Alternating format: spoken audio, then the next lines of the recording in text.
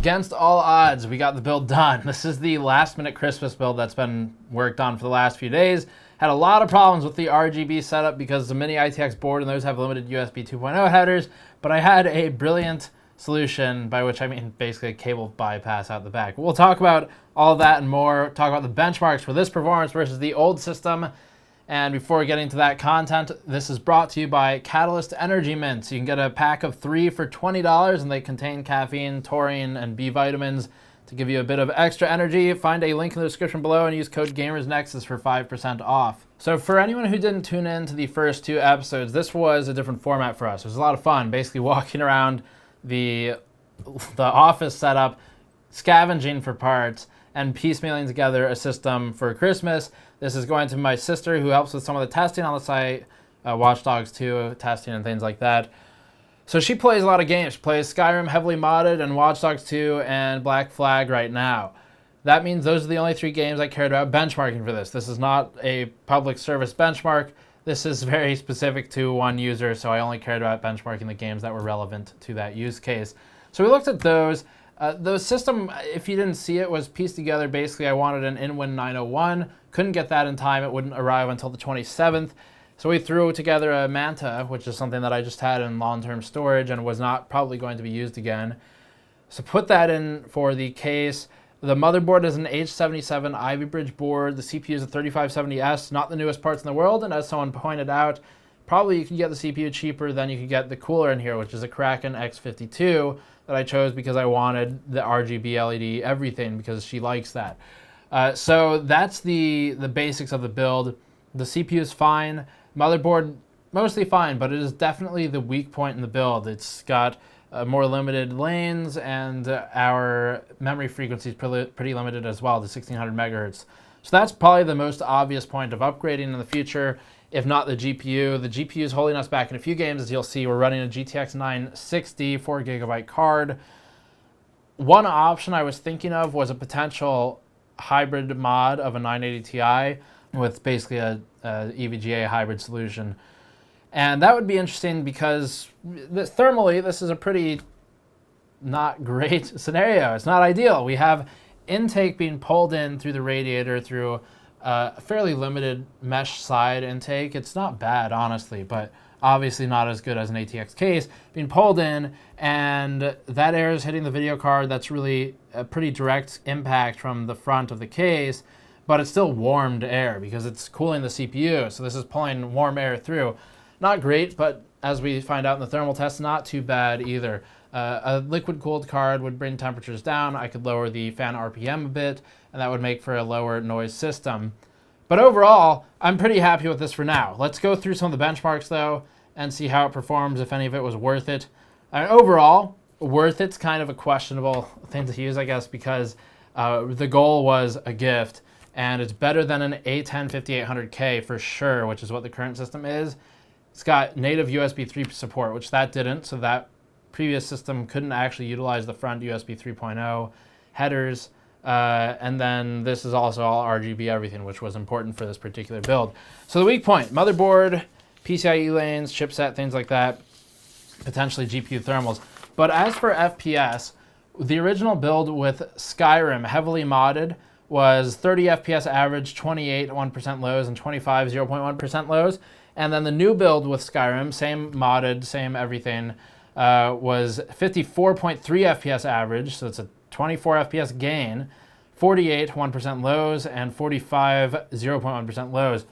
So the change here, plus 24 FPS in the averages in Skyrim's worst case conditions. That was in Markarth with the smoke coming out of the sconces everywhere.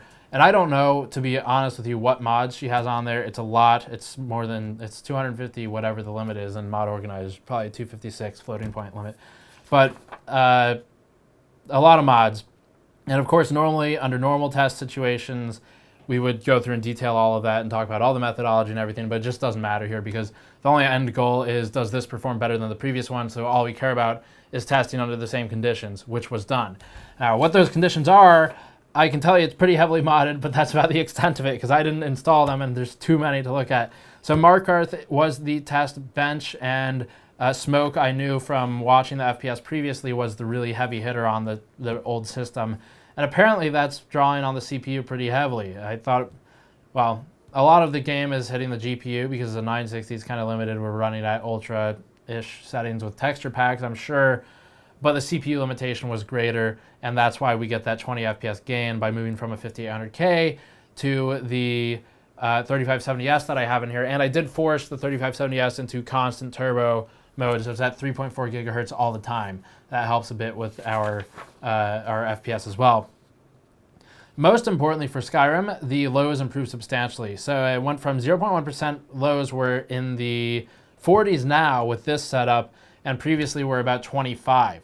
Almost a 2x gain for the 0.1% lows, which means there's less noticeable stuttering throughout gameplay, and that's a good thing. Watchdogs 2 is the game for which I suspected the biggest improvement because it is CPU intensive, but with the GTX 960, it turns out we're still heavily limited by the GPU anyway, so the CPU change isn't coming into play as hard as with Skyrim, and this is because Andy does prefer to play with her graphics around high-ish with San Francisco fog enabled, and doesn't much mind FPS in the high 30s and low 40s as long as she gets the better graphics. So I went to improve that as best as I could with the limited resources we had and limited time we had. Went from 34.75 FPS average to about 39, not a huge gain, but certainly a measurable one. The worst measured 0.1% low value for the old build was 15 FPS, and the worst measured 0.1% value for the new build was 21 FPS. So that's something, but we'll have to look into GPU upgrades for more than that in Watchdogs 2. Not the biggest gains there. The 980 Ti liquid mod would be the place probably to move next for Watchdogs 2, but that's a start. Now for the old build with Assassin's Creed Black Flag, we had a 43 FPS average, 35, 1%, and 30, 0.1%. And the new build was 51.7, so not quite a 10 FPS gain, but certainly a big gain.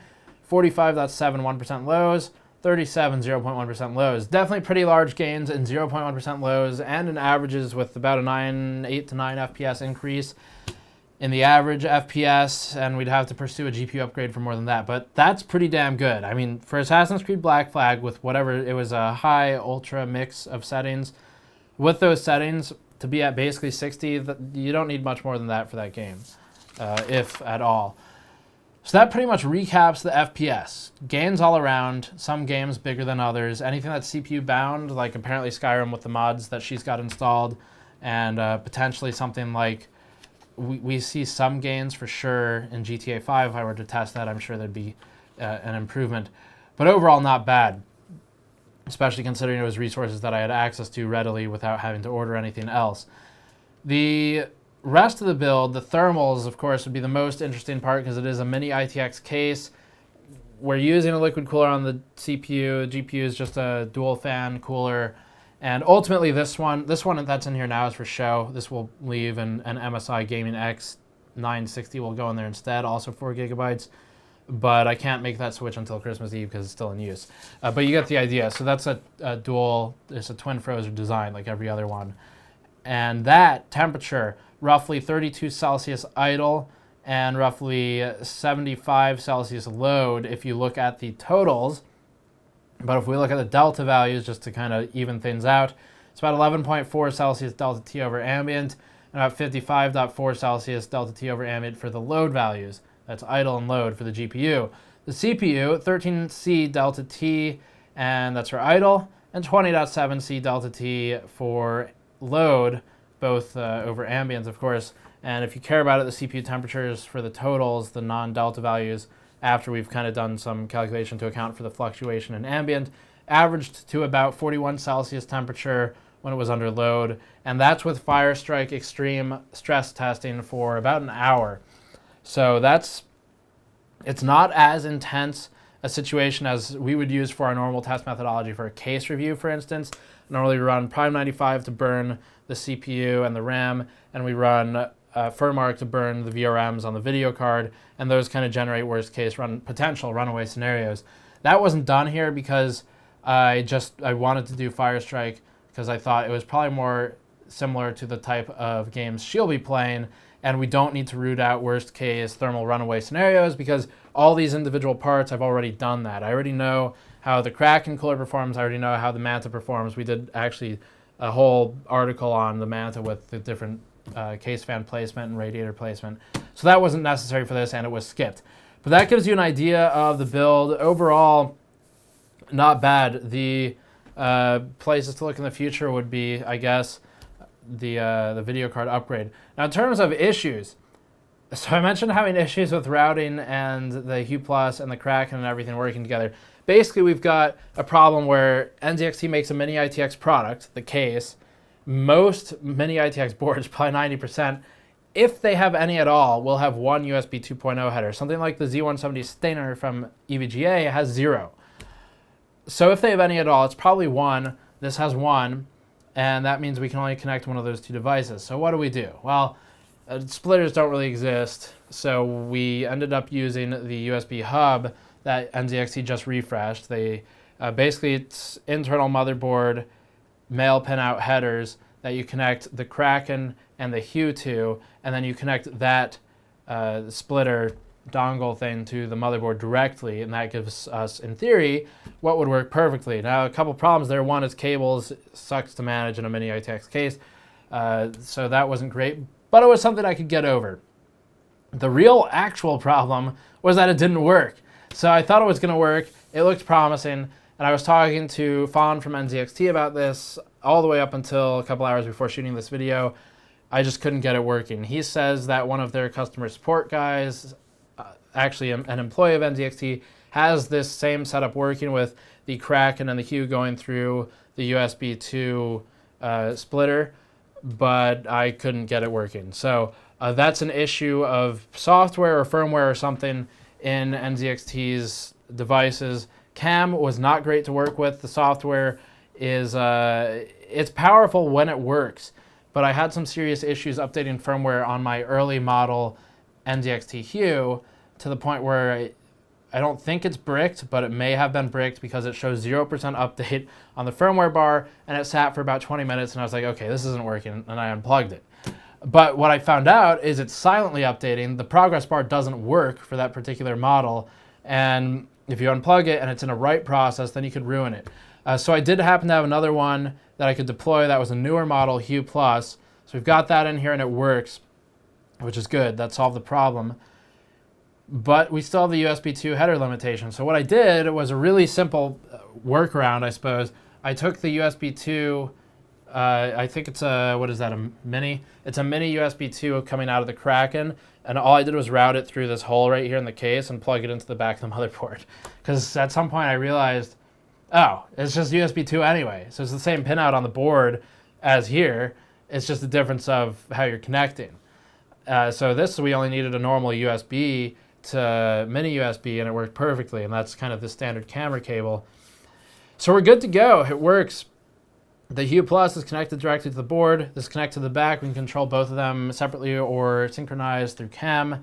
Now that that's functioning, and all the difficulties are more or less thwarted. So that's the build. That is the mini ITX small form factor gaming PC that we built for the Christmas last minute gift solution that I needed.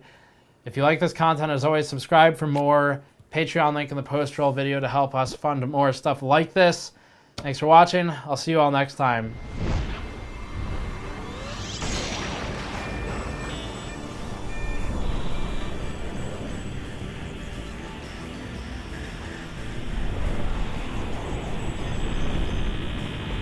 Hybrid mod of a 980 Ti. I think